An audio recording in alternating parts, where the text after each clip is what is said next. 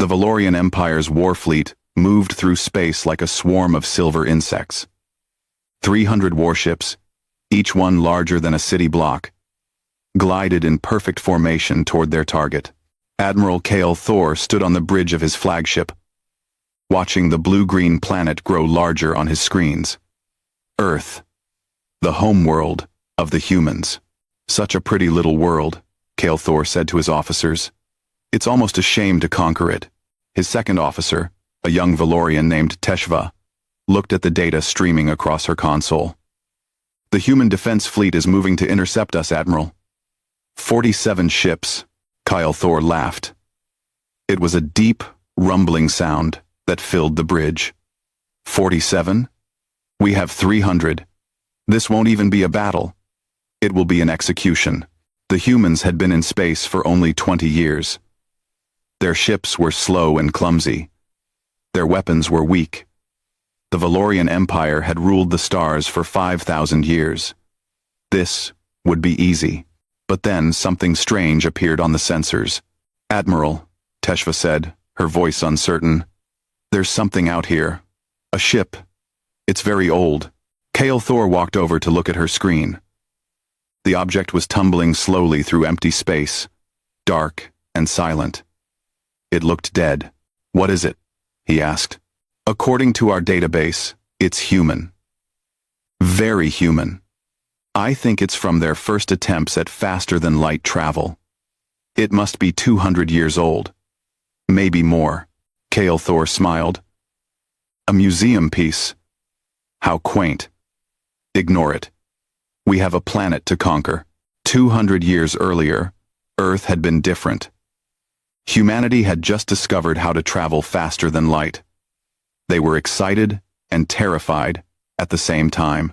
They knew that space might hold friends or enemies, and they wanted to be ready. So, they built the HSS Indomitable.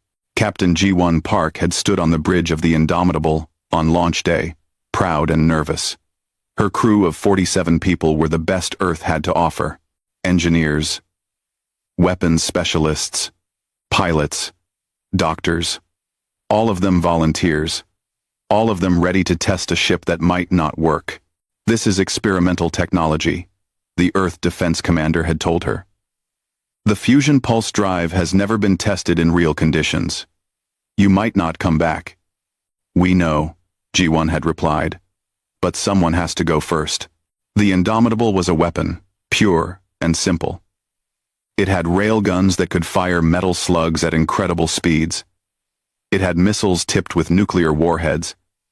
It had Gauss cannons and kinetic kill vehicles. Everything on the ship was designed to destroy, because humans knew how to destroy. They had been doing it to each other for thousands of years.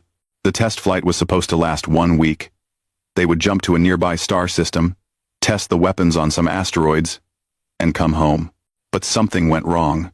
The fusion pulse drive activated, and the universe twisted. G1 remembered pain, and light, and then, nothing. The emergency systems had put the entire crew into cryosleep, freezing them in time while the ship's AI tried to find its way home. It never did. The Indomitable drifted through space, dark and silent, for 2 centuries. Until now, Admiral Cale Thor's fleet moved past the derelict ship, heading toward Earth. The Valorian weapons were charging. The shields were at full power. In a few hours, the human homeworld would belong to the Empire. Then the Indomitable woke up. Deep inside the old warship, the AI detected something.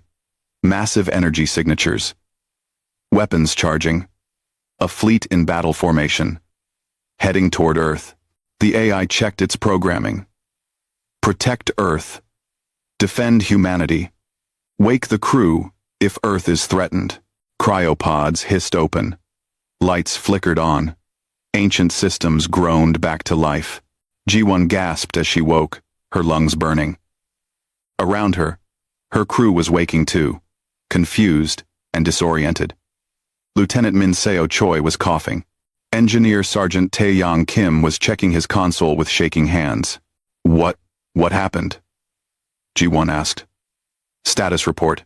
Tae-Yang's face went pale as he read his screen. Captain, We've been asleep for 203 years. The bridge went silent. That's impossible, Mincio whispered. It's true, Taeyang said. And Captain, Earth is under attack. There's a massive fleet heading for our homeworld right now. Ji-won pulled herself out of the cryopod, her muscles weak. 200 years. Everyone she knew was dead. Her family, her friends, everyone. But Earth was still there. Earth was still home. Get me a comm channel, she ordered. A moment later, her voice echoed through space, reaching the Valorian flagship. This is Captain Ji-won Park of the Earth warship, HSS Indomitable. We've been in cryo-sleep. What's happening to Earth? Identify yourselves immediately. On his bridge, Admiral Kale Thor heard the message and smiled. He opened a channel back. Captain Park, he said, his voice dripping with amusement. Welcome to the future. I am Admiral Kale Thor of the Valorian Empire. Earth is about to become part of our territory. Your planet will surrender, or it will burn. And as for you, he laughed. Your antique ship is 200 years old. Go back to sleep, human. This doesn't concern you anymore. Ji-won looked at her crew. They looked back at her. They were all thinking the same thing. Lieutenant Choi, Ji-won said quietly. Weapons status. Minseo checked her console. A slow smile spread across her face. All systems operational, Captain. Railguns loaded. Missiles armed. We're ready to fight.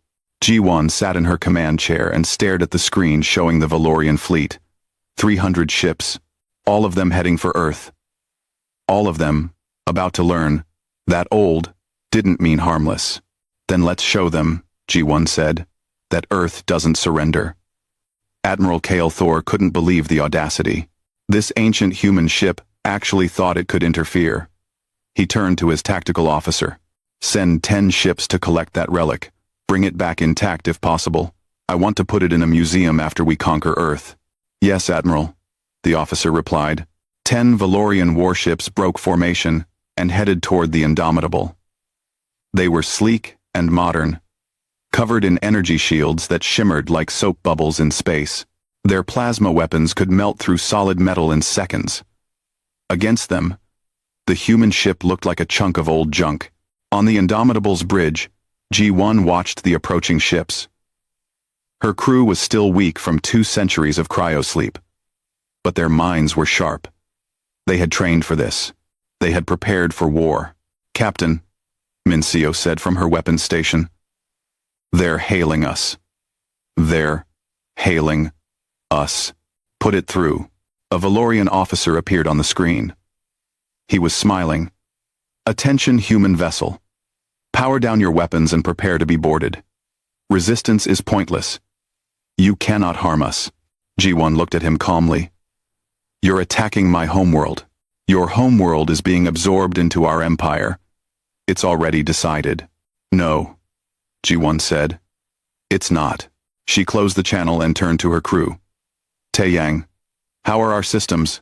The engineer checked his displays. Everything was old. Everything was outdated. But everything still worked. Fusion reactor is at full power, Captain. Railguns are charged. Missiles are ready. The fusion pulse drive is, well, it's functional. But I wouldn't trust it for more than a few jumps. That's all we need. Ji-won looked at Minseo. Lieutenant, what are we facing? Minseo had been scanning the Valorian ships. Her eyes went wide as she read the data. Captain, they're using energy shields. Pure energy barriers, designed to stop plasma weapons and lasers. Energy shields, Ji-won repeated. She looked at Taeyang. Do we have any energy weapons? No, Captain. The Indomitable was built before energy weapons were common. We have railguns, Gauss cannons, missiles, and kinetic projectiles. Everything we fire is solid matter. Minseo's face lit up. Captain, I don't think their shields will stop us. Ji-won understood immediately. Energy shields were designed to block energy. They detected incoming plasma bolts and laser beams. then created barriers to stop them. But the Indomitable didn't use energy weapons. It threw metal. Very, very fast metal. Will their shields even see our rounds coming? Ji-won asked. Min-seo checked her calculations. I don't think so, Captain. Our railgun rounds are physical objects moving at 3% of light speed. Their shields are tuned to detect energy signatures. We might punch straight through. A slow smile spread across Ji-won's face. The galaxy had moved on. Technology had advanced. Everyone used energy weapons now because they were sophisticated and modern. But the Valorians had forgotten something important. Simple worked too. All crew, this is the captain, Ji-won announced over the ship's intercom. We're going to engage the enemy. They think we're primitive. They think we're weak. Let's show them what humans can do. Battle stations. Alarms rang through the old ship. The crew strapped into their seats. Taeyang diverted all available power to weapons and shields. Yes, they had shields too, but theirs were simple metal armor, not sophisticated energy barriers. The 10 Valorian ships approached in a standard formation. They weren't worried. Their sensors showed the Indomitable carrying chemical explosives and metal projectiles. Primitive technology. Harmless. Target the lead ship, Ji-won ordered. Fire railguns. The Indomitable shuddered. 3 railguns fired simultaneously, launching tungsten slugs at incredible velocity. The rounds crossed the distance in a fraction of a second. The Valorian shields didn't even activate. The tungsten slugs punched through the hull of the lead ship like paper. The impacts created massive holes. Atmosphere exploded out into space. Internal explosions ripped through the ship's interior. The lead Valorian ship broke in half.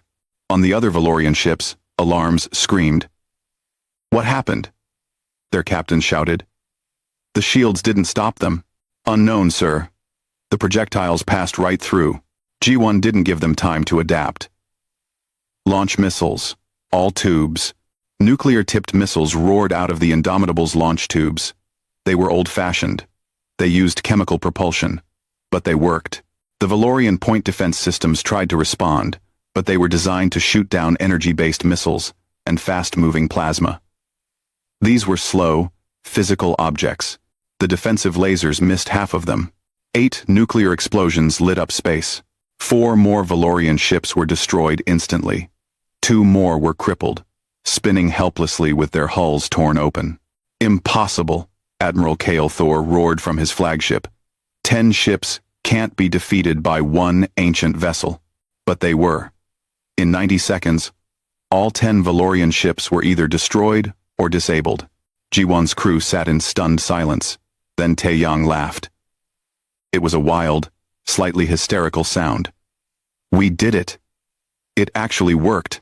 Don't celebrate yet, Ji-won said, watching her sensors. There are still 290 more ships out there. And now they know we're dangerous. On his flagship, Admiral Kale Thor stared at the wreckage of his ships. His face was purple with rage. How did they do that? HFY checked the sensor logs, her hands shaking. Admiral, their weapons are all kinetic. Physical projectiles. Our shields are calibrated to stop energy weapons. The physical rounds passed through because the shields didn't register them as threats. Kale Thor's rage turned to cold understanding. The humans had built their ship before energy shields existed. They had never updated it. And now, that outdated technology was an advantage. Send 50 ships, he ordered. Destroy that relic. I want it turned to dust. 50 warships changed course, heading for the Indomitable. Ji-won saw them coming. 50 ships. Her ammunition was limited. Her crew was exhausted. But Earth was behind them, and surrender was not an option. Taeyang, she said. Can we use the fusion pulse drive? The engineer looked at her like she was crazy. Captain, that drive almost killed us last time. It's 200 years old. It might explode, but will it work? Taeyang hesitated. Then he nodded. Maybe. For short jumps. Very short. Then prepare for combat micro-jumps, G1 ordered. We're going to hit them and run, over and over, until we run out of ammunition, or they run out of ships. Minseo gripped her weapons console. Captain, this is insane. G1 smiled grimly. I know. But we're human. Insane is what we do best. The 50 Valorian ships opened fire, filling space with plasma bolts, and the Indomitable disappeared, jumping away in a flash of twisted light. The battle had truly begun. The Indomitable reappeared 3,000 kilometers away, its fusion pulse drive screaming in protest.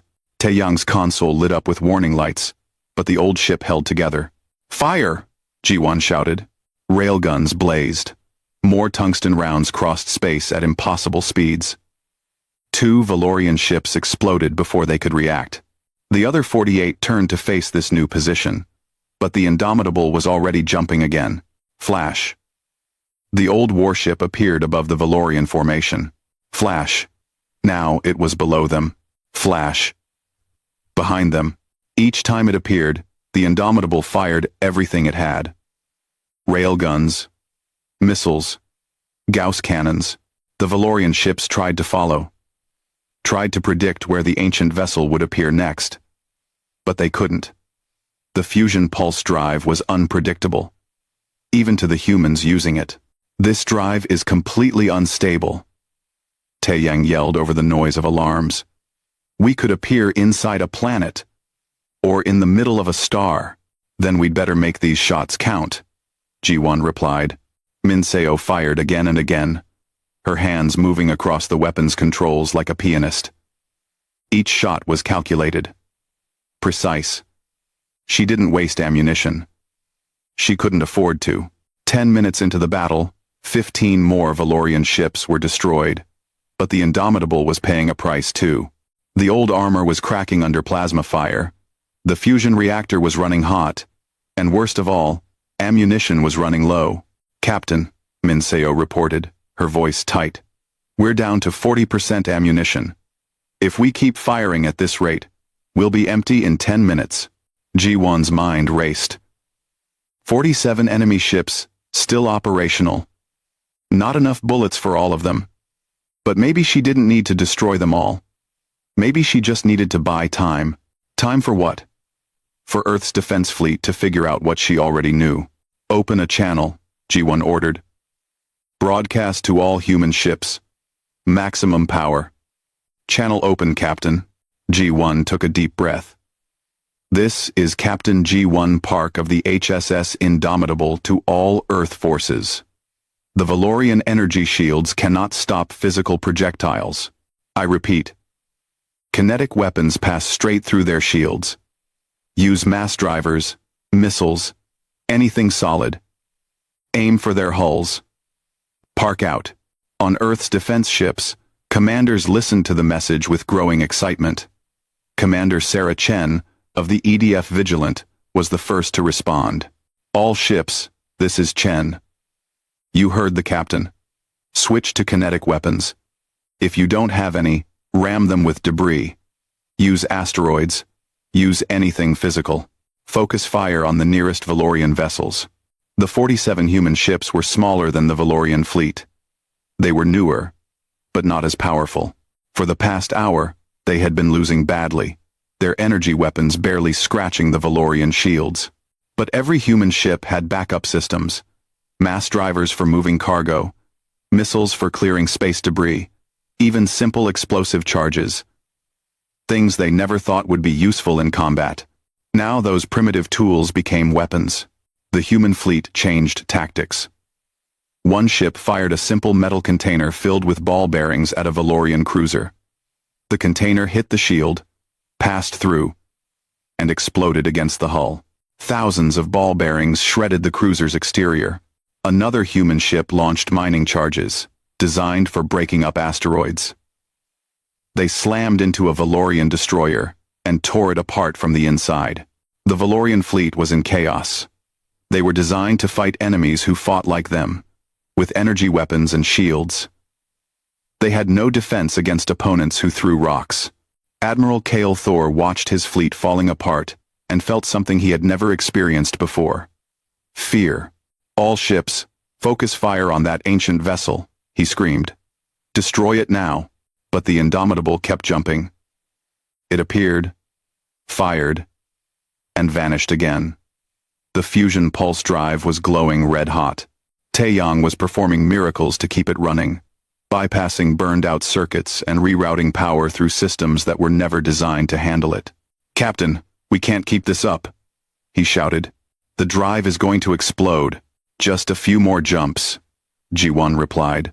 Flash. The Indomitable appeared in the middle of the Valorian formation.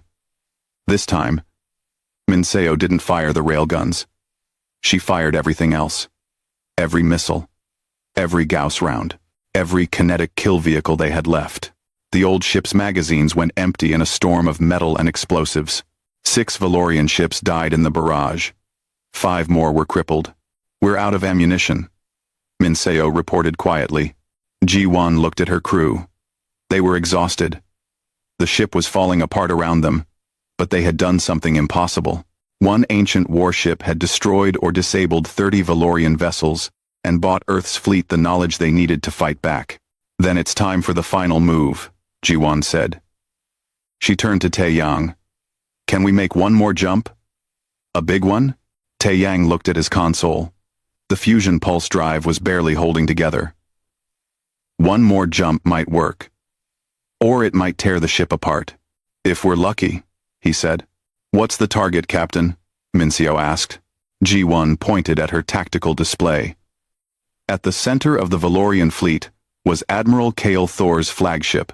It was massive, 3 times larger than any other ship. "We're going to ram it." The bridge went silent. Then, slowly, each crew member nodded. They had known from the beginning this might be a one-way mission. 200 years ago, they had accepted that risk. That hadn't changed. "Evacuation plan?" Taeyang asked. "We jump in at close range. The instant we appear, everyone gets to the escape pods. The ship's AI can handle the final approach." Ji-won opened the ship-wide intercom. "All hands, this is the captain. We're going to ram the Valorian flagship. This is not a debate. This is an order. Everyone, to the escape pods. We launch in 60 seconds. It's been an honor serving with you." The crew moved quickly, professionally. They had drilled for evacuation hundreds of times 2 centuries ago. Their bodies remembered the motions, even if their minds were still catching up to the future. Ji-won was the last one on the bridge. She programmed the AI with the final course, then looked around at the old ship one more time. The Indomitable had been her home for what felt like a week but was actually 200 years. It had protected her crew through impossible circumstances. Now it would make one final sacrifice. "Thank you," she whispered to the ship. Then she ran for the escape pods. 60 seconds later, the Indomitable made its final jump. It appeared less than a kilometer from Admiral Kael Thor's flagship, moving at a significant fraction of the speed of light. The Valorian crew had 3 seconds to realize what was happening. The escape pods ejected from the Indomitable in all directions, their tiny engines pushing them away as fast as possible, and the ancient Earth warship, its fusion pulse drive at maximum power, its AI calculating the perfect angle, slammed into the flagship like the fist of an angry god. The fusion reactor went critical on impact. The pulse drive detonated. The remaining fuel exploded. Admiral Kael Thor's flagship, along with 20 ships around it, simply ceased to exist. The shock wave sent Valorian vessels tumbling through space. On Earth, people watched the flash of light and knew that something incredible had just happened. In the escape pods, Ji-won and her crew watched their ship die in glory, taking a fleet's command structure with it. The Indomitable was gone, but its legacy had just begun. The silence, after the explosion, was deafening. What remained of the Valorian fleet floated in disarray, leaderless and confused. Admiral Kael Thor was dead. His flagship was debris. The command structure he had built over decades was gone in an instant. Commander Sarah Chen of the Earth Defense Fleet saw her chance. All human ships, advance. Hit them with everything we've got. The 47 Earth vessels surged forward. They had been losing an hour ago. Now they knew how to win. Mass drivers hurled chunks of metal. Mining charges flew through space. One clever captain even used his ship's cargo bay to launch frozen water containers that shattered into deadly ice shrapnel. Every piece of solid matter that hit a Valorian ship passed straight through their shields and tore into their hulls. The Valorians tried to retreat, but they were panicking. Ships collided with each other in their haste to escape. Some tried to return fire, but their plasma weapons were useless against Earth's simpler metal armor. Within 20 minutes, another 40 Valorian ships were destroyed or surrendered. The remaining vessels fled, jumping to faster-than-light speed and running for their lives. Earth had won. On one of the Indomitable's escape pods, G1 and her crew watched the battle end. They were floating in space, their tiny pod tumbling slowly, waiting for rescue. "We did it," Minseo whispered. "We actually did it." Taeyang was laughing and crying at the same time. The old girl went out like a hero. G1 felt numb. They had sacrificed their ship, but they had saved Earth. Everyone she had known was gone, dead for 2 centuries. But the world she had fought for was still alive. "Captain, we're being hailed," Minseo said, checking the pod's tiny communication system. "Put it through." Commander Chen's face appeared on the small screen. She looked tired but triumphant. "Captain Park, this is Commander Sarah Chen of the Earth Defense Fleet. We're coming to pick you up. You and your crew are heroes. You saved us all." G1 smiled weakly. "Just doing our job, Commander. Your job was 200 years ago. You should have been resting in peace. Instead, you came back and won us a war." Chen's voice was thick with emotion. "Welcome home, Captain. Welcome to the future." 3 days later, G1 stood on Earth for the first time in 2 centuries. The planet was the same, but completely different. The cities were larger. The sky had more traffic. The people looked at her with awe and wonder. She and her crew were taken to Geneva, to the headquarters of the United Earth Government. The building was beautiful, all glass and steel rising into the sky, nothing like the simple structures G1 remembered. Inside, they were met by President Amara Okafor, a tall woman with kind eyes. "Captain Park," the president said, shaking G1's hand. "On behalf of all humanity, thank you. You gave us the key to victory." "We just used what we had," G1 replied. "That's exactly why you won." The president gestured for them to follow her. "Come. There's something you need to see." They walked through corridors filled with people who stopped to stare at them. Ji-won felt like a ghost. She was famous for dying 200 years ago, and now she was alive again. The president brought them to a large conference room. Inside, holographic displays showed the battle. Over and over, the footage played. The Indomitable jumping in and out of space. Railgun rounds punching through Valorian shields. The final, glorious ram that destroyed the flagship. "This has been broadcast across the entire galaxy," President Okafor explained. "Every species, every government has seen it. Do you understand what you've done?" Ji-won shook her head. "You've changed galactic military doctrine forever," the president said. "For thousands of years, warfare has been about energy weapons and energy shields. Everyone built the same types of ships, used the same tactics. Then, you showed up with weapons that haven't been used in centuries and proved that simple can beat sophisticated." On the holographic displays, new footage appeared. Ships from dozens of species, all being retrofitted. Workers were installing mass drivers, kinetic cannons, missile tubes. Every military in the galaxy is scrambling to add physical weapons to their arsenals, the president continued. The Valorian Empire is in chaos. Their entire fleet is vulnerable, and they know it. Other species that they conquered are rising up, using kinetic weapons to fight back. "Good," Ji-won said quietly. The president smiled.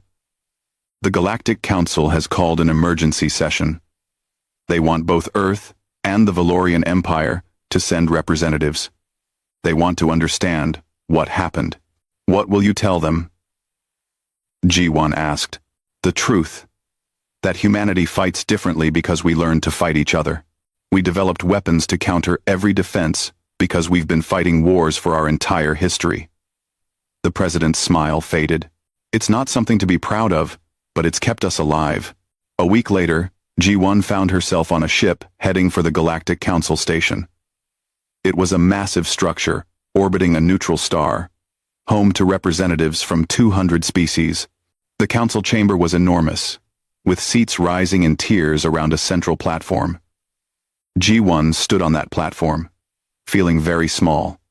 Above her, representatives from across the galaxy watched. On another platform stood a Valorian officer. Not Admiral Kale Thor, but his successor, Commander Velkoth.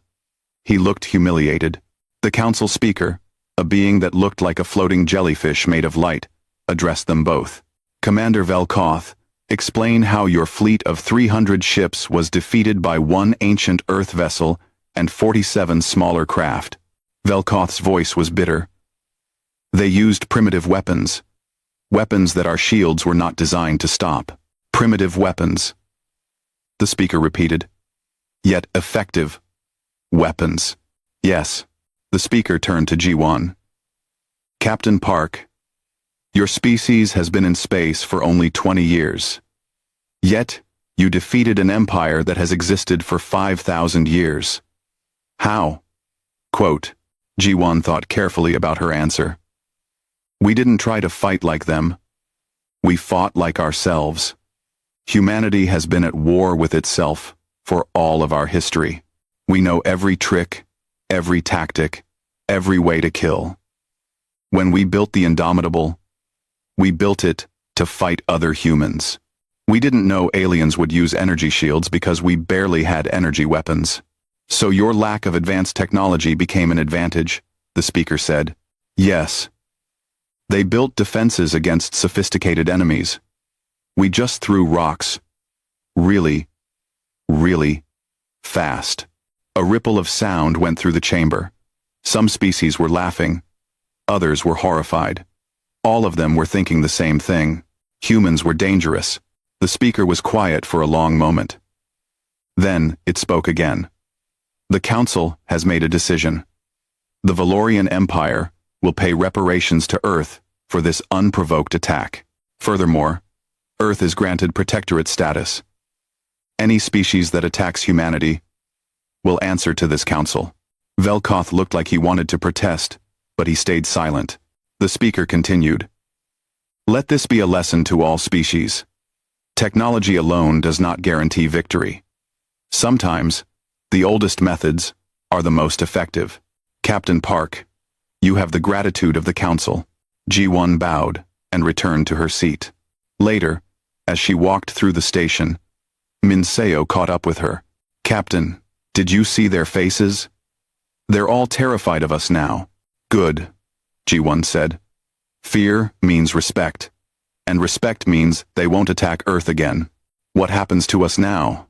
Taeyang asked, joining them. G1 smiled. I don't know. We're 200 years out of our time. Everyone we knew is gone. We're relics, just like the Indomitable was, but useful relics, Minseo pointed out. Maybe.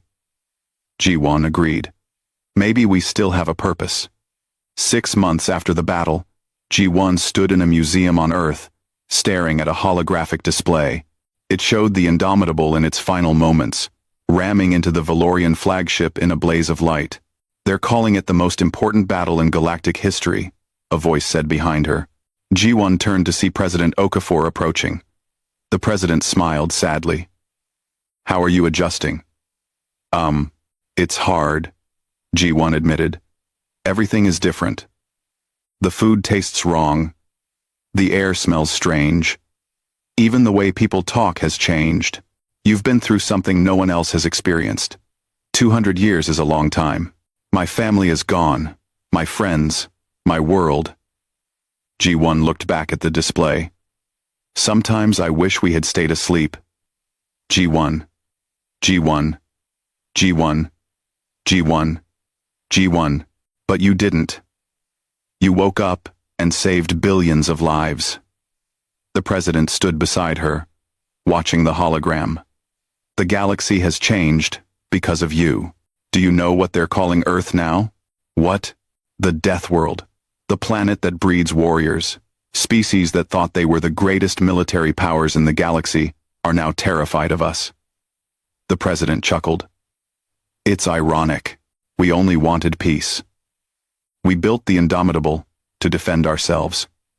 Now, everyone thinks we're planning to conquer them. Are we? G1 asked. No, but we're not going to be victims anymore either. The president turned to face G1 directly. I have an offer for you, Captain. Earth is building a new fleet, not just defense ships, but a real navy. We need experienced officers to lead it. Officers who understand that sometimes the simple solution is the best solution. You want me to command your fleet. I want you to help build it. You and your crew.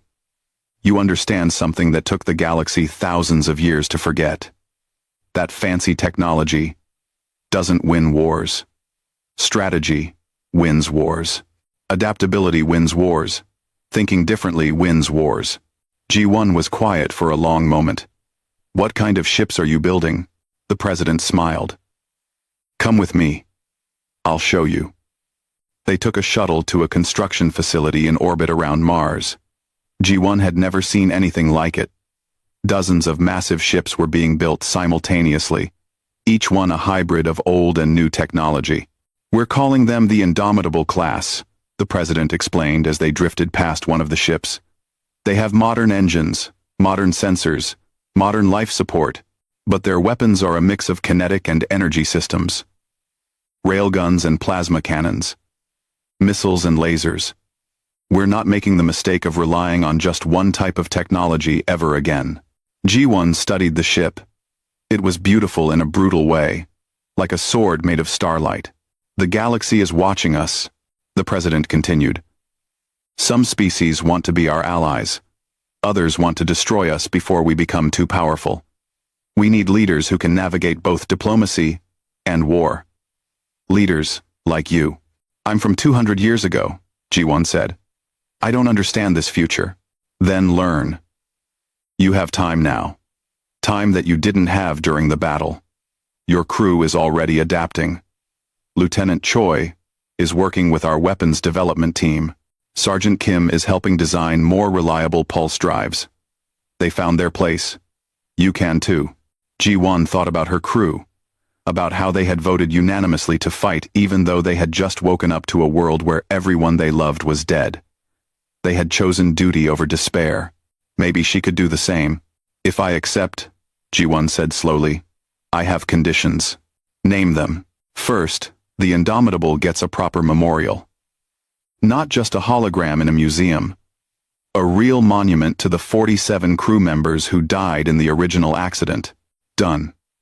What else? Second, I want a voice in how we use this fleet. Earth can be strong without being cruel. We can defend ourselves without becoming bullies. The president nodded seriously. That's exactly why I want you in command. You understand that power comes with responsibility. Third, G1 continued, I want to make sure we remember why we fought. Not for glory, not for conquest, but because we refuse to let our home be destroyed. I'll make it part of every officer's oath, the president promised. Anything else? G1 looked out at the ships being built. Ships that carried her name. Ships that represented both the past and the future. Just one more thing. I want to train the next generation of captains personally. I want them to understand that technology is just a tool. The real weapon is up here. She tapped her temple. The ability to think, to adapt, to find solutions that no one else considered.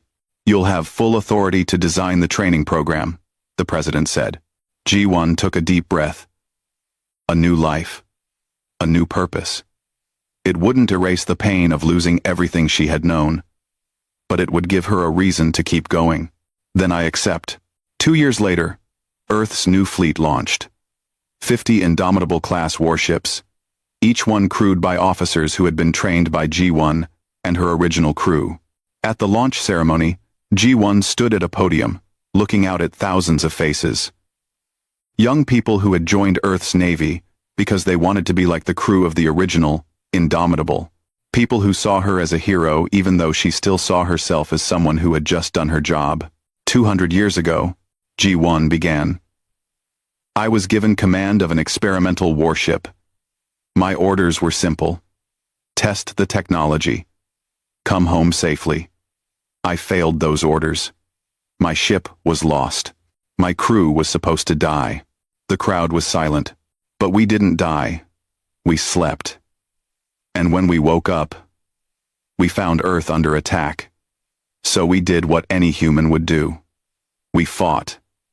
Not because we were brave. Not because we were special. But because it was right. G1 paused, looking at the young officers in their crisp new uniforms. The galaxy has learned to fear us. They call Earth a death world. They say we're born warriors. But that's not what we are. We're survivors. We're problem solvers. We're people who refuse to give up even when the situation is impossible. She gestured to the ships floating in orbit above them. These ships carry the name Indomitable. Not just because of what my crew did, but because of what that word means. Unable to be defeated. Unable to be broken. That's not just a description of a ship. It's a description of humanity. The crowd erupted in cheers. G1 waited for them to quiet down. But remember this. We don't fight because we want to. We fight because we must. Our strength is not for conquest. It's for protection. These ships, this fleet, exists to make sure that Earth never has to bow to anyone. That our children can grow up free. That our future is ours to decide. More cheers, louder this time. To the crews of these ships, I say this. You will face enemies who are more advanced, who have better technology, who have been in space longer than humanity has existed, and you will beat them. Not because you're stronger, but because you're smarter. Not because you have better weapons, but because you know how to use the weapons you have, and most importantly, because you understand something the galaxy has forgotten. G1 smiled, thinking of her old ship, her old crew. That sometimes, the old ways work best. That simple solutions can solve complex problems. That humanity doesn't win by fighting like everyone else. We win by fighting like humans. She raised her hand in salute. To Earth, to the fleet, and to everyone who refuses to surrender. The crowd roared its approval. Later that night, G1 stood alone in her quarters, looking at a picture of her original crew. They smiled back at her from 200 years ago, young and excited and unaware of what was coming. We made it, she whispered to them. Not the way we planned. But we made it. And Earth is safe. Outside her window, the Indomitable-class ships began their first patrol, spreading out across the solar system. Each one carried a piece of the legacy she and her crew had created. The legacy of the forgotten prototype that had annihilated an empire's fleet and changed the galaxy forever. G1 Park had lost everything. Her time, her world, her past. But she had gained something too. A future. A purpose. And the knowledge that when the galaxy had threatened Earth, humanity had answered with one simple message. We don't surrender. We don't quit. We're human. And that's all we need to be. The stars twinkled quietly in the darkness of space as the exploration vessel Pioneer moved through the uncharted system. Captain Robert James stood on the bridge, watching the main screen as it displayed data from their latest scan. This was their third week mapping this sector, and so far, they had found nothing but empty planets and space rocks. "Captain, I'm picking up something strange," said Mike from his station at the sensor controls. His fingers moved quickly across the screen as he tried to get a better reading. "It's big, and it's moving fast." Robert walked over to Mike's station and looked at the readings. After 15 years in space, he had learned to trust his crew's instincts. "Can you tell what it is?" "No, sir. It's not matching any known signatures in our database." Mike's voice held a note of worry. "Whatever it is, it's changing course. I think it's heading straight for us." Robert didn't hesitate. "Sound general quarters. Everyone to battle stations." As alarms began to ring throughout the ship, he turned to his communications officer. "Jack, send a message back to Neptune Station. Tell them we've encountered an unknown vessel and are taking precautions." The crew moved with practiced efficiency, even though none of them had seen real combat. Humanity had been alone in space for so long that their weapons were mostly for show, or so they had thought. A massive ship appeared on their main screen. It was sleek and gray, with a design unlike anything human engineers had ever created. Its surface seemed to shimmer and shift, as if the metal itself was alive. "Sir, they're not responding to any of our greeting protocols," Jack reported, his voice tense. "I've tried all standard frequencies and first contact procedures."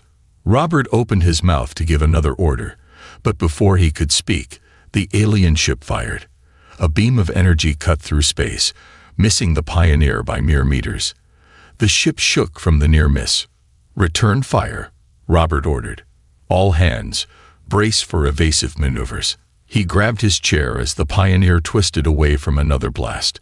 Their own weapons seemed to have little effect on the alien ship's strange, shifting hull.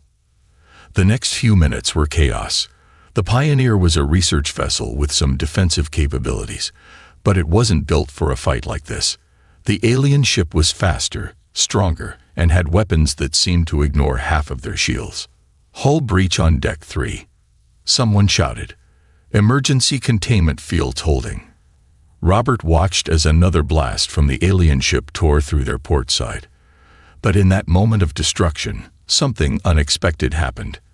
A piece of the alien vessel's hull had broken off during their exchange of fire and become embedded in the Pioneer's damaged section. "Engineering reports critical damage to the main drive," Mike called out. "We can't take another hit like that." Robert made the hardest decision a captain could make. "Plot an emergency jump back to Neptune Station. We're getting out of here." As his crew rushed to comply, he added, "And make sure we keep that section of hull with the alien fragment. Something tells me it might be important." The Pioneer's engines screamed as they pushed the damaged ship to its limits. The alien vessel followed, but as they approached the jump point, it suddenly pulled back. Robert didn't understand why until he saw the readings. They were about to jump through an asteroid field. It was incredibly dangerous. But they had no choice. "Jump drive engaged," the ship's computer announced. "Warning. Structural integrity at 47%. Jump not recommended. Override safety protocols," Robert commanded. "Execute jump now." The familiar sensation of a jump felt different this time. The damaged ship shuddered and groaned as space bent around them. Warning lights flashed across every console on the bridge. But somehow, they made it. The Pioneer emerged from the jump near Neptune Station. Trailing debris and venting atmosphere from multiple breaches, emergency crews were already waiting for them, having received their earlier warning message.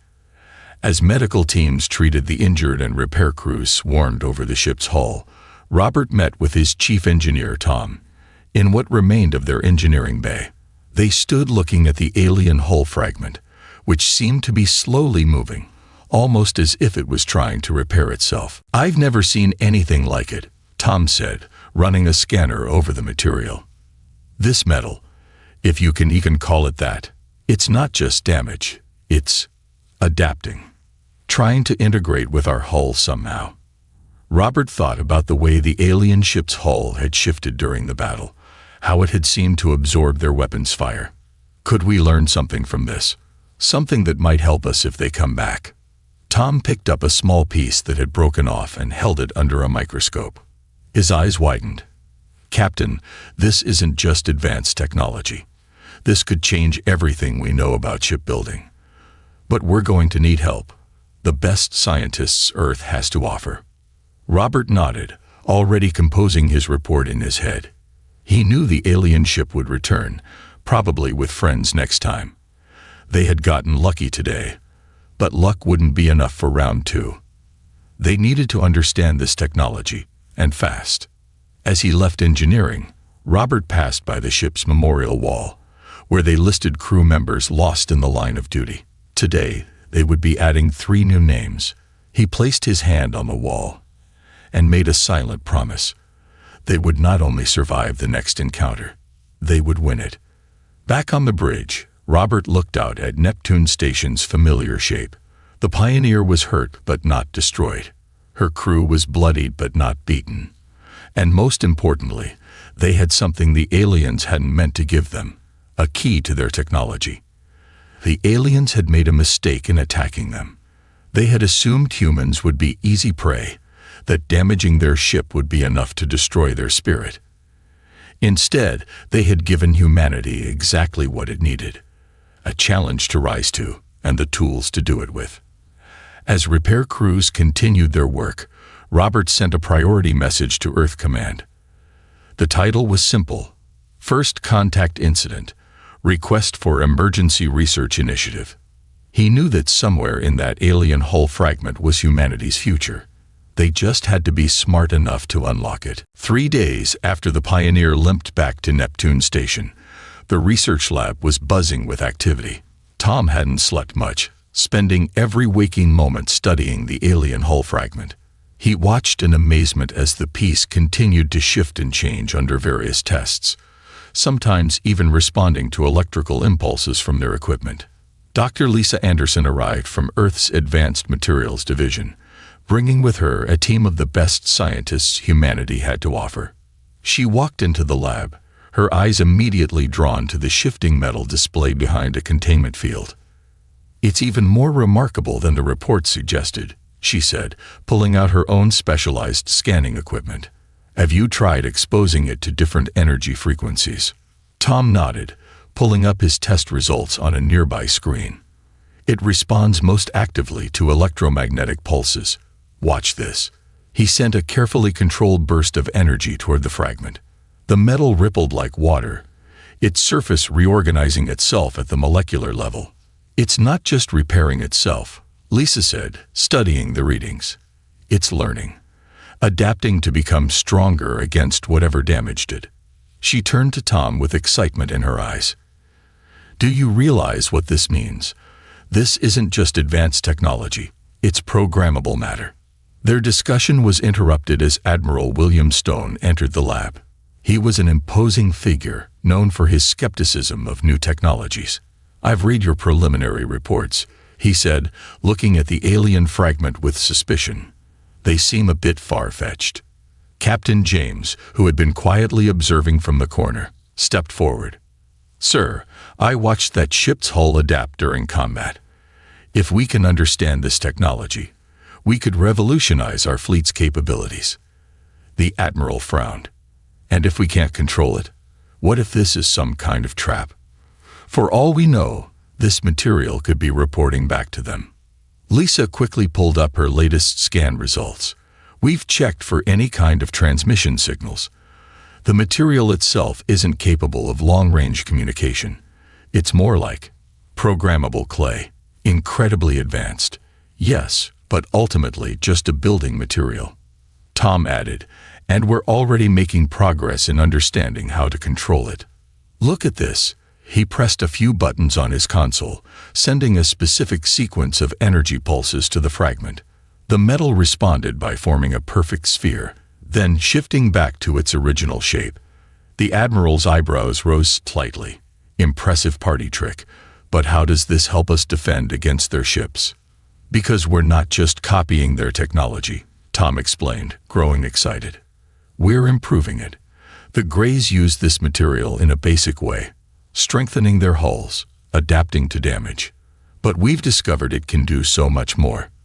Lisa stepped in. "We've been analyzing it with our most advanced AI systems. The potential applications are incredible. Imagine a ship that could instantly reform its hull to deflect incoming fire or repair damage in seconds. But more than that, We could create ships that adapt their entire structure based on the situation. The Admiral still looked skeptical, but there was now a glimmer of interest in his eyes. How long until you could have a working prototype? With proper funding and resources, Lisa calculated quickly. 6 months for a small-scale test vessel. The material can be replicated once we understand its basic structure. We've already started the process.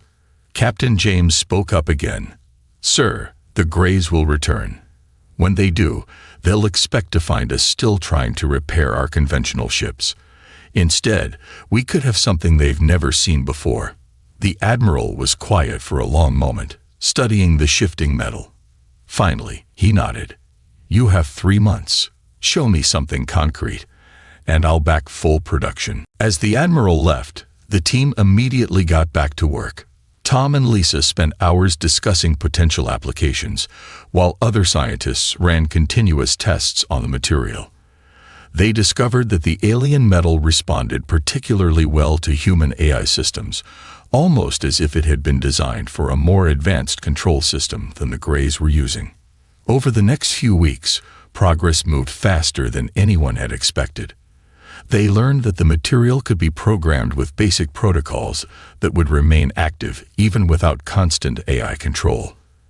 They also discovered that it could integrate with traditional human technology, creating hybrid systems that were better than either technology alone. The breakthrough came 1 month into their research. Late one night, Tom was running a routine test when he noticed something unusual. The fragment was responding to their latest AI interface in a way they hadn't seen before. He immediately called Lisa. Look at this, he said, showing her the readings. The AI isn't just controlling the material, it's communicating with it. The molecular structure is reorganizing itself based on the AI's predictions and analysis. Lisa's eyes widened as she understood the implications. It's a true symbiosis. The AI learns from how the material responds, and the material adapts based on what the AI learns. This is beyond anything the Greys demonstrated. They worked through the night, refining the interface. By morning, they had a small piece of the material forming complex structures on command, each one more efficient than the last as the AI learned and adapted. When they presented their findings to the Admiral a week later, the demonstration left no room for doubt. They showed how a small drone made with the hybrid technology could change its shape mid-flight, adapt to damage instantly, and even split into smaller units before reforming. The Admiral watched as the drone performed maneuvers that should have been impossible. How soon can we scale this up? We've already started, Lisa replied. The first full-size prototype ship is in early construction. We're calling it the Phoenix Project. Captain James, who had been overseeing the military applications, added, Every test has exceeded our expectations. The material doesn't just make our ships stronger, it makes them smarter. Each vessel will be able to learn and adapt during battle, something the Greys never considered. The Admiral's approval came through that afternoon. Within hours, secure messages were being sent throughout the solar system. Resources were reallocated, production facilities were converted, and humanity's greatest engineering project began in earnest. As Tom watched construction begin on the first prototype, he couldn't help but smile. The Greys had attacked them, thinking they would find an easy target. Instead, they had given humanity exactly what it needed to surpass them. They had assumed humans would only try to copy their technology. They never considered that humans would improve it. Lisa joined him at the observation window, watching as robotic assemblers began laying down the first layers of the new hull. You know what the best part is? She asked. Every ship we build will be better than the last. The AI never stops learning, and neither do we. The Phoenix was taking shape before their eyes, its hull shimming with possibilities. It wasn't just a ship, it was humanity's answer to those who thought they could be easily conquered. And it was only the beginning. The prototype ship Phoenix floated in the construction dock near Neptune Station, its hull gleaming with an otherworldly shine. After 6 months of round-the-clock work, the vessel was ready for its first real test. Tom stood at the observation window, remembering how it all started with a small fragment of alien metal. Now they had built something that would change everything. Final systems check is complete, Lisa announced from her station in the control room. She had dark circles under her eyes from working long hours, but her voice was filled with excitement. The AI integration is stable, and the hull is responding perfectly to all test signals. Captain James walked into the control room, now wearing the uniform of a fleet commander.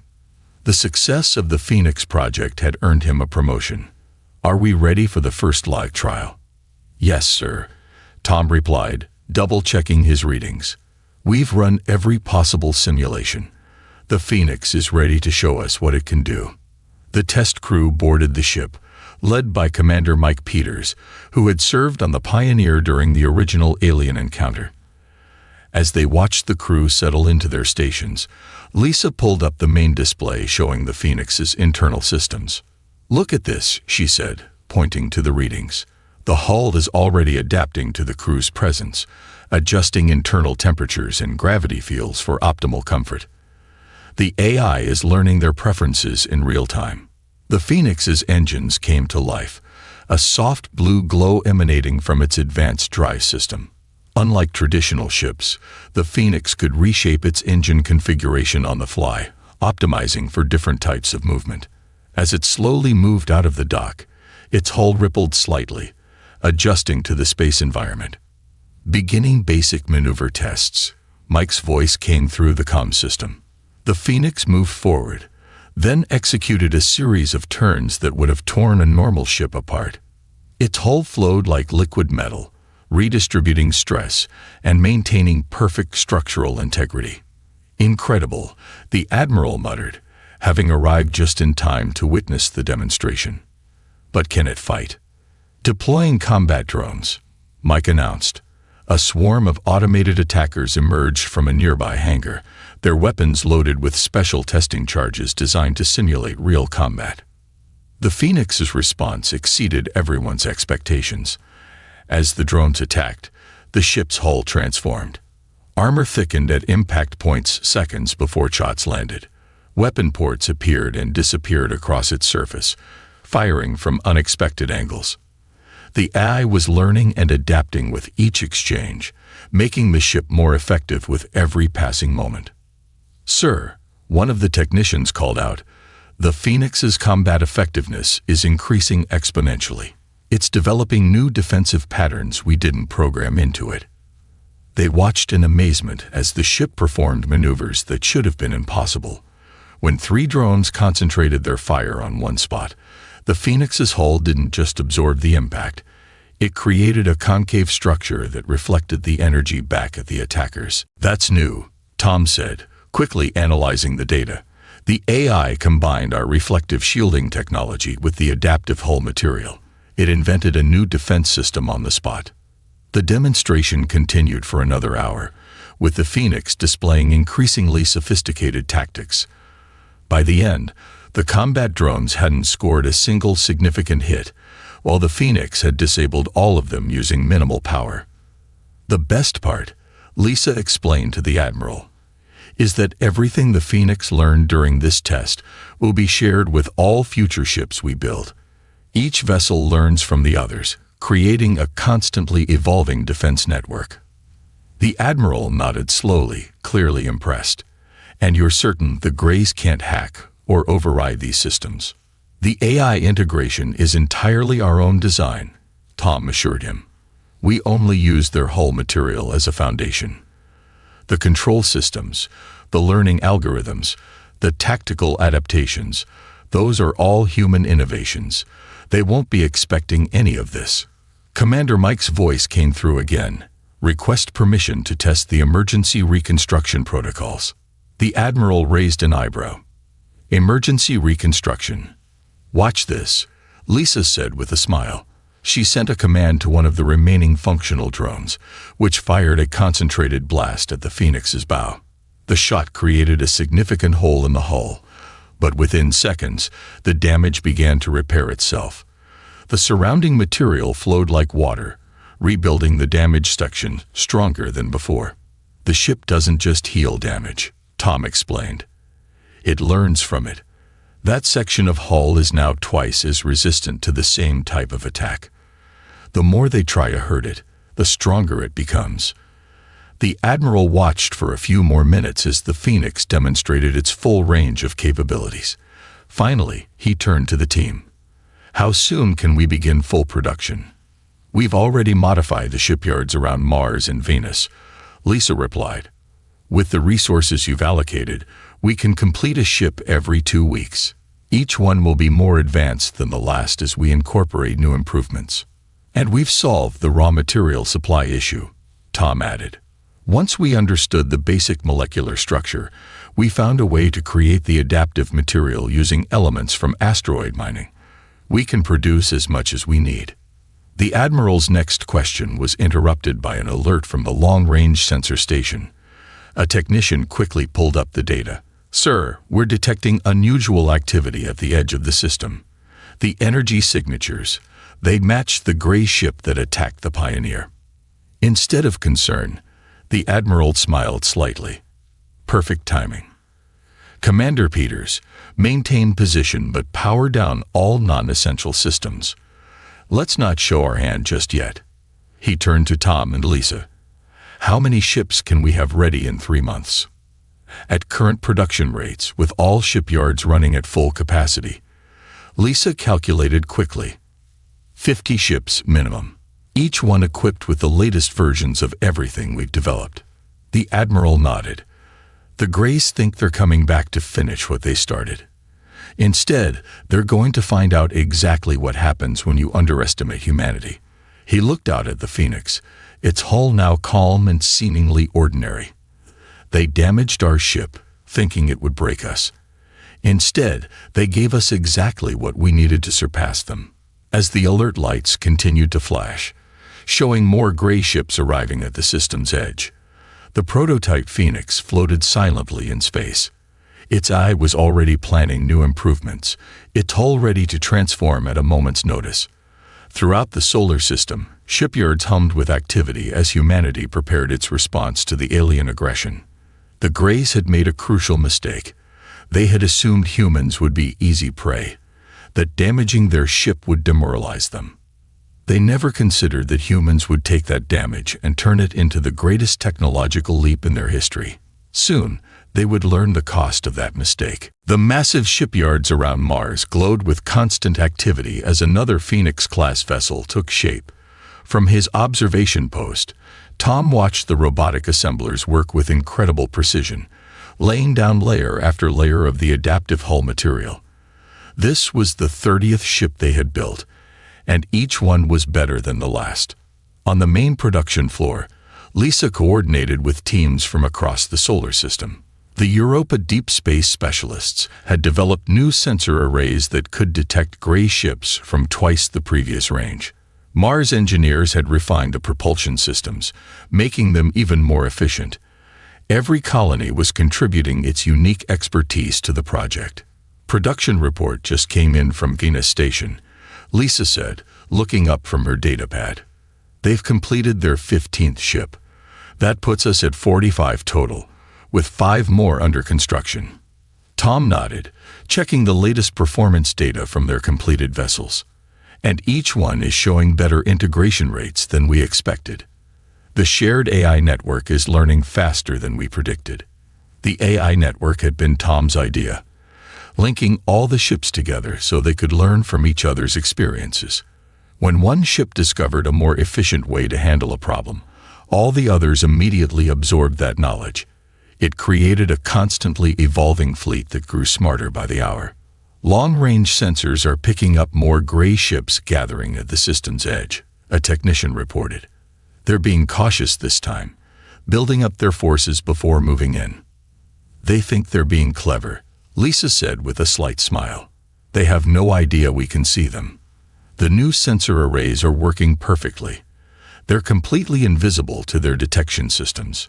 The door opened and Captain James walked in, now wearing the insignia of a fleet admiral. "Status report." "Everything's on schedule," Tom replied. "The last 5 ships will be complete within 2 weeks. All existing vessels are running combat drills with their crews." The admiral nodded, watching as another section of hull was fitted into place on the newest ship. And the special modifications. Ready for testing, Lisa said. She pulled up a detailed schematic on the main screen. We've managed to integrate the cloaking technology from Europa's deep space program with the adaptive hull material. The ships can now literally bend light around themselves, becoming completely invisible. It had been a breakthrough nobody expected. The scientists on Europa, used to hiding research stations from Earth's telescopes, had figured out how to make the adaptive hull manipulate light itself. When combined with their other advances, it gave the human fleet capabilities far beyond what the Greys could imagine. We've also solved the power management issue, Tom added. The new reactor designs from the Mercury solar stations are providing 30% more energy than we initially planned for. The ships can maintain full combat operations longer than any Grey vessel. An alert sounded from one of the monitoring stations. The technician quickly pulled up the data. Sir, we're detecting energy signatures consistent with Grey scout ships. They're probing the outer system. Let them look, the admiral said calmly. All ships maintain emission control protocols. As far as they can tell, we're still trying to rebuild our conventional fleet. The deception had been carefully planned. While the new fleet was being built in secret, they had made sure the Greys could see obvious signs of traditional shipbuilding activity. Old-style ships were moved between stations, creating the impression of a desperate reconstruction effort. Mercury Station reports their last 2 ships are ahead of schedule, Lisa announced. They'll be complete in 10 days instead of 14. Tom walked over to a different display, showing the status of their fighter squadrons. The same adaptive technology that made their capital ships so effective had been miniaturized for smaller craft. Squadrons of advanced fighters were hidden throughout the system, ready to launch at a moment's notice. Sir, the sensor operator called out, the Grey scout ships are approaching Neptune's orbit. They're being very careful to stay outside our conventional detection range. The admiral smiled slightly. And our new sensors are tracking their every move. Keep monitoring them. I want to know the moment they report back to their main fleet. They didn't have to wait long. Within hours, the scout ships began transmitting data back to the Grey fleet gathering at the system's edge. The encoded transmissions were easily intercepted by the new sensor arrays, and human AI systems quickly decoded them. They're reporting exactly what we wanted them to see, Lisa said, reading the decoded message. According to their scouts, we're struggling to rebuild with outdated technology. They think we're vulnerable. The admiral turned to address the entire control room. This is what we've been waiting for. Send the coded alert to all ships and stations. Begin final preparation sequences. When they come in force, we'll be ready. Throughout the solar system, crews began final checks on their vessels. The ship's AIs continued to learn and adapt, preparing for combat scenarios they might face. Every piece of technology had been tested and refined. Every system pushed to its limits and beyond. Message from the Phoenix, a communications officer announced. Commander Peters reports all systems are operating at peak efficiency. Combat AI is showing unprecedented adaptation rates. The Phoenix had exceeded all expectations during its trials. As the first of its kind, it had provided valuable data that improved every ship that followed. Now it would lead the fleet into battle, commanded by the same crew that had survived the original Grey attack. New sensor contacts, the technician reported. The main Grey fleet is moving. Based on their formation and speed, they're preparing for a full-scale assault. Tom and Lisa exchanged looks. Everything they had worked for was about to be tested. Months of research, innovation, and preparation would soon face the ultimate trial. They think they're coming to finish what they started, the admiral said, watching the tactical display as it tracked the approaching Grey fleet. Instead, they're about to learn what happens when you give humanity a reason to surpass you. Throughout the shipyards, the last vessels were receiving their final adjustments. Crews moved with quiet efficiency, preparing for the battle to come. The AI network hummed with activity as ships shared data and refined their combat protocols. The Greys were coming, confident in their superiority. They expected to find a weakened human civilization, struggling to recover from their first attack. What they would find instead was a fleet unlike anything they had ever encountered, built using their own technology, but improved in ways they had never imagined. The final countdown had begun. Humanity's response to alien aggression was about to be revealed, and the galaxy would never be the same. The Grey Fleet entered the solar system with overwhelming force. Over 100 warships moved in tight formation, their hulls gleaming in the distant sunlight.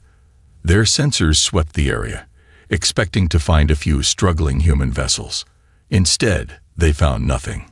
The space around Mars and Earth appeared empty, showing only civilian ships and stations. In the hidden command center beneath Europa's icy surface, Admiral James watched the tactical display with his senior officers. The Grey Fleet's positions were clearly visible thanks to their advanced sensor network, while the human fleet remained invisible, hidden by their new cloaking technology. "They're moving exactly as predicted," said the tactical officer. "Main force is heading toward Earth, while smaller groups branch toward Mars and Venus." The Admiral nodded. "They think we're hiding. Little do they know, we're right in front of them." He turned to the communication station. "Send the signal. Operation Phoenix is now active." Throughout the solar system, 50 advanced ships powered up their systems. Each vessel had been strategically positioned along the Grey Fleet's expected approach paths. The Phoenix, commanded by Mike Peters, led the largest group positioned between the Greys and Earth. "All ships reporting ready," Lisa announced from her station monitoring the fleet's AI network. "Combat systems online. Adaptive protocols active." Tom stood beside her, watching the readiness indicators turn green across the board. The shared AI network is fully synchronized. All ships are receiving real-time updates and adapting their systems accordingly. The Admiral took a deep breath. Begin Phase 1. Across the void of space, 20 human ships simultaneously dropped their cloaking fields. They appeared without warning in the midst of the Grey formation, causing immediate confusion among the alien vessels. Before the Greys could properly react, the human ships opened fire. The battle began with a display of technology that left the Greys reeling. Human weapons cut through space with precision, targeting the weak points in Grey ships that their shared AI had identified. The Phoenix led the attack, its hull constantly shifting to optimize its weapon positions and defensive capabilities. Grey ships are attempting to coordinate a response, the tactical officer reported. "They're trying to surround our vessels." "Exactly as expected," the Admiral said. "Execute Phase 2. Another 15 ships decloaked behind the Grey Fleet, cutting off their retreat and forcing them to split their attention. The human vessels moved with incredible coordination, their shared AI allowing them to function as a single organism rather than individual ships. From his command chair on the Phoenix, Mike watched as a Grey cruiser fired directly at his ship. Instead of taking evasive action, he gave a different order: activate reflective configuration. The Phoenix's hull rippled, transforming into the concave pattern they had discovered during testing. The incoming energy blast hit the reconfigured hull and bounced back toward the Grey ship, striking it with its own weapon fire. The alien vessel's shields failed immediately, and its hull cracked under the impact. Similar scenes played out across the battlefield as human ships demonstrated capabilities the Greys had never seen before. When the aliens adjusted their tactics, the human fleet adapted faster, their AI network constantly learning and evolving. Grey flagship is attempting to coordinate a new attack pattern, the tactical officer announced. "They're trying to find a weakness in our adaptive systems." The Admiral smiled slightly. "Time for Phase 3. Let's show them what true adaptation looks like." The final 15 human ships decloaked, completing the trap. But instead of attacking immediately, these vessels began a remarkable transformation. Their hulls shifted dramatically, changing their entire configuration. Some became smaller, faster attack craft, while others expanded into larger weapons platforms. The Grey sensors couldn't keep up with the changes, unable to lock onto targets that constantly redefined themselves. On the Phoenix, Mike received a priority alert from the AI network. "Sir, the Gray flagship is attempting to transmit new control codes to their fleet. They're trying to update their combat protocols." "Perfect," Mike replied. "Activate signal intercept." This had been one of their most closely guarded innovations. Using the adaptive technology and advanced AI systems, human ships could now intercept and analyze enemy communications in real time. As the Gray flagship transmitted its new battle plans, human vessels were already adapting to counter them before they could be implemented. The battle shifted dramatically as the Gray fleet fell into disarray. Their coordinated attack patterns broke down as human ships countered each move before it fully developed. The Phoenix led a direct assault on the Gray flagship, its weapons finding gaps in the alien vessel's defenses with uncanny precision. In the Europa Command Center, Lisa watched the battle unfold with growing excitement. The adaptive learning curve is exceeding all projections. Our ships are developing new combat techniques on the fly. Tom pointed to a particular section of data streaming in. "Look at how they're sharing tactical data. When one ship discovers an effective approach, all others immediately incorporate it. They're evolving faster than the Grays can respond." On the main display, they watched as the Phoenix executed a maneuver that should have been impossible. The ship split into 3 separate sections, each acting independently to attack the Gray flagship from different angles. Then, after causing significant damage, the sections rejoined seamlessly into a single vessel. "That wasn't in any of our combat protocols," Tom said in amazement. "The AI developed that tactic on its own." The Gray fleet began to break formation, individual ships attempting to retreat as they realized the battle was lost. But the human fleet had anticipated this as well. Smaller vessels that had transformed into pursuit craft quickly moved to cut off their escape routes. Gray flagship is sending out a broad distress signal. The communications officer reported. "They're calling for reinforcements." The admiral nodded calmly. "Let them call. When their reinforcements arrive, they'll find a human fleet that's even more advanced than the one they're facing now." The battle continued for another hour, but the outcome was never in doubt. Human ships demonstrated capabilities that improved with every passing minute, while the Gray vessels relied on tactics and technology that had suddenly become obsolete. When the Gray flagship finally went dark, its systems overloaded by attacks it couldn't counter, the remaining alien vessels attempted a last desperate retreat. Only a handful managed to escape, fleeing toward the edge of the solar system, with human pursuit craft following at a distance, not to destroy them, but to ensure they carried the message of what had happened here. As the fighting died down, the Phoenix returned to its original configuration, though its hull now bore the marks of combat. These weren't weaknesses, however.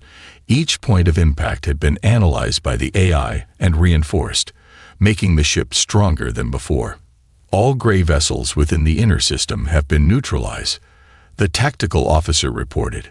15 enemy ships destroyed, 67 disabled, 13 escaped. Our losses? None. All 50 ships remain operational with minimal damage. A cheer went up throughout the command center. Months of work, innovation, and preparation had paid off beyond their wildest expectations. Humanity hadn't just survived. They had emerged victorious against a technologically superior foe. Admiral James looked at the tactical display showing the retreating Gray ships. "Send the order to all vessels. Maintain pursuit, but do not engage unless attacked. I want those ships to reach Gray territory and report what happened here." Tom and Lisa exchanged smiles. The message would be clear. Humanity was not to be underestimated. What had begun with a single damaged ship had led to a technological revolution that had changed the balance of power. In the days that followed, the human fleet continued to evolve. The experience gained in actual combat accelerated their development beyond what any simulation could have achieved. Ships that had already seemed miraculous became even more impressive, incorporating lessons from the battle into their very structure. The Gray reinforcements never came. Instead, 3 weeks after the battle, Long-range sensors detected a small vessel approaching under a flag of truce. The Greys were sending diplomats, not warriors. The ultimate acknowledgement that their initial assessment of humanity had been catastrophically wrong. Admiral James stood on the bridge of the Phoenix as they prepared to receive the alien representatives. The ship that had been damaged in the first encounter was now the symbol of humanity's ingenuity and resilience. The Greys had attacked them, thinking they would find an easy conquest. Instead, they had given humans exactly what they needed to surpass them. As the Grey diplomatic vessel approached, the Phoenix's hull shifted slightly, its adaptive systems continuously improving even in peacetime. The message was subtle but unmistakable. Attack us again, and you'll face something even more advanced than what